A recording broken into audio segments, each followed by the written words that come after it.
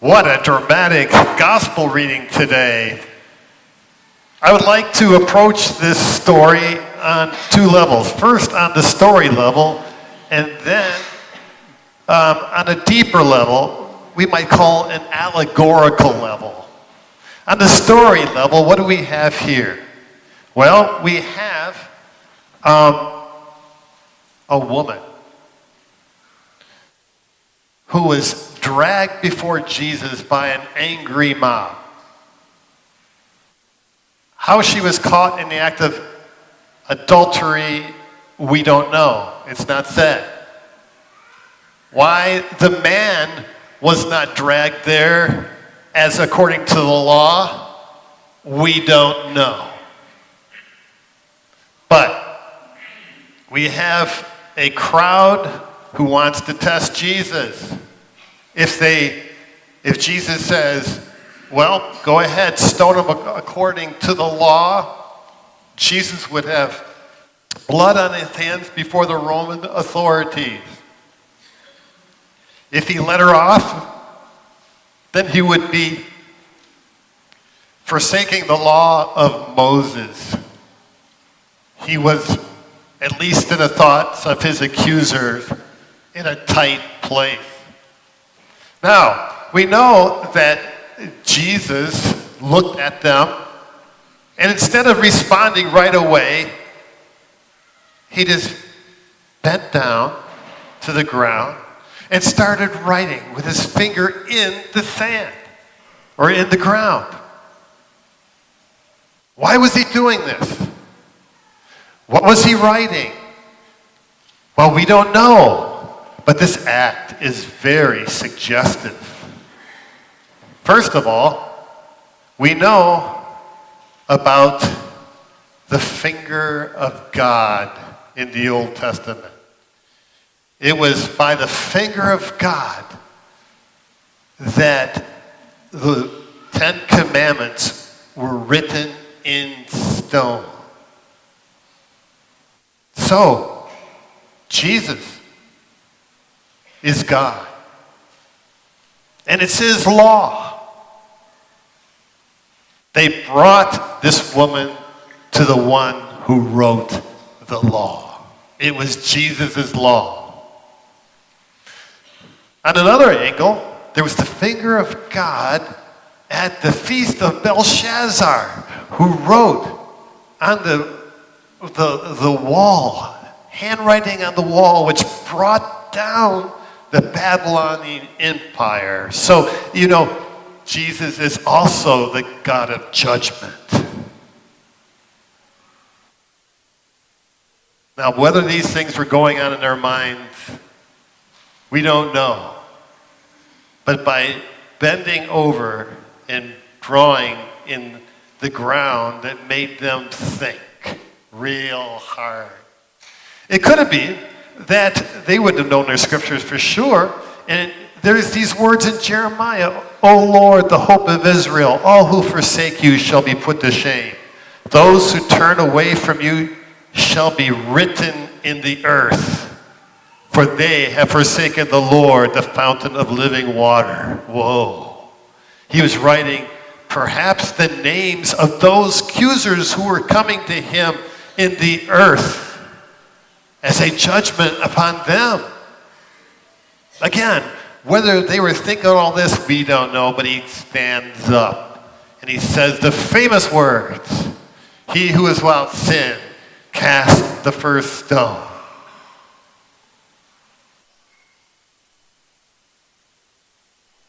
And then he kneels down and continues writing the earth. Whoa. What a shift going on. They came in angry, full of confidence that they got Jesus. And now the wind's completely out of their sails. What do? Well, it says from the oldest to the youngest, they quietly departed, leaving the woman with Jesus. And he says, where are your accusers? She says, they're not here. And then he says the most important thing. Go and sin no more. Neither do I accuse you. Go and sin no more. Go and sin no more. That's a pretty high order, isn't it? I mean, really think about it. But what he's doing is inviting her into the life of perfection. He's inviting her into what Paul tells us in Philippians, in our reading today, which is, I forget what's behind, and I reach forward to what's ahead. He's inviting her into the life of perfection. What a day she had.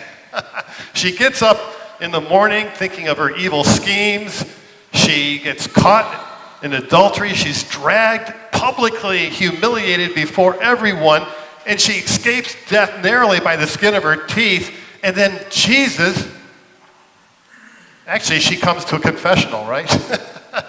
Jesus absolves her and tells her, let's live the life of perfection. Quite a day, don't you think? Well, that's the story level. Let me go a little deeper. On a deeper level, I think we'll miss this story and what Jesus is telling us unless we see ourselves as this adulteress. Whoa. You might say, Father John, I've never committed adultery. Oh, but haven't you?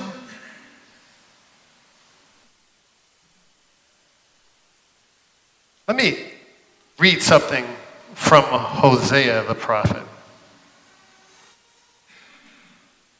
He's speaking to a people who are imbued with a spirit of adultery. They, the people, shall not eat but not be satisfied.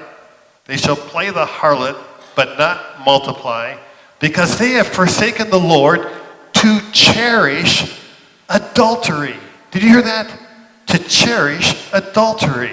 For a spirit of harlotry has led them astray, and they have left their God to play the harlot. A spirit of adultery is upon our land, and every one of us are affected by it. Think about it. Think about the shows that we watch. Often it is the same motif over and over and over again about maybe a woman who's unhappy in her marriage, and then some guy comes around and the love of her life, and we get secretly rooting for this woman to be happy with temporal joys and without even thinking about the eternal. We cherish harlotry in the entertainment that we watch. It is full of it. Don't you think we're partakers of that spirit of adultery? What do you think pornography is? Pornography is adultery. It is a deadly sin. You see, when you think about adultery, it's an adulteration. It's an unholy mixture. God has called us to love him with what? Our whole hearts, minds, and souls. And when we love anything temporal, it is committing adultery. It's making love apart from God. When God invites us to enjoy the good things of this earth through him, but apart from him and we worship him, that is adultery. We are that woman before Jesus.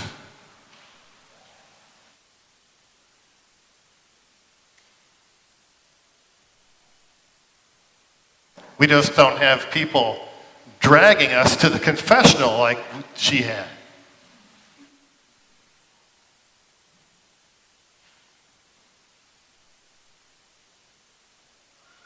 And the story would not be complete if we didn't see ourselves as the accusers as well. What are we doing when we're judging people? Do you know what we're doing? We're dragging them before Jesus and we're pointing a finger at this person and said, this person deserves Jesus to be condemned. That is what we're doing when we are like this crowd dragging this woman before Jesus. It's placing ourselves in God's place. Do you know, it's really satanic. Do you know what the word Satan means? Satan? It means the accuser. Yes, Satan is up there accusing us before God Almighty, saying this person deserves to be condemned.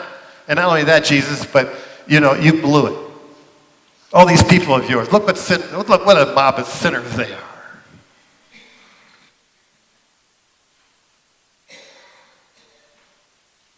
We are the accusers.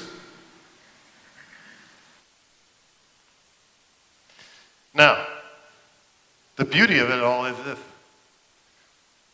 These accusers had a chance to be absolved, like this woman. But what did they do? Convicted, they turned around and walked away and never changed a bit.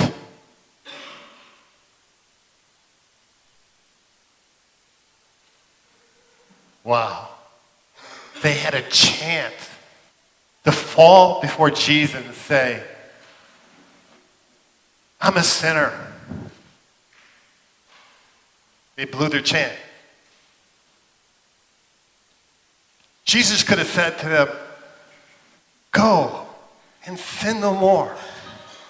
They could have heard those sweet words, but they didn't. The story is not complete unless we see ourselves as the adulteress and as the accusers. But what does Jesus say to all of us? I don't condemn you. Follow me.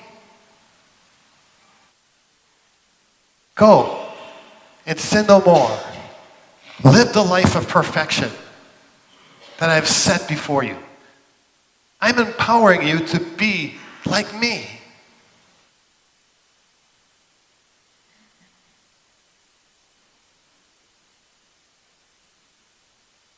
We still have a couple weeks before Easter. We all should be in the confessional, don't you think?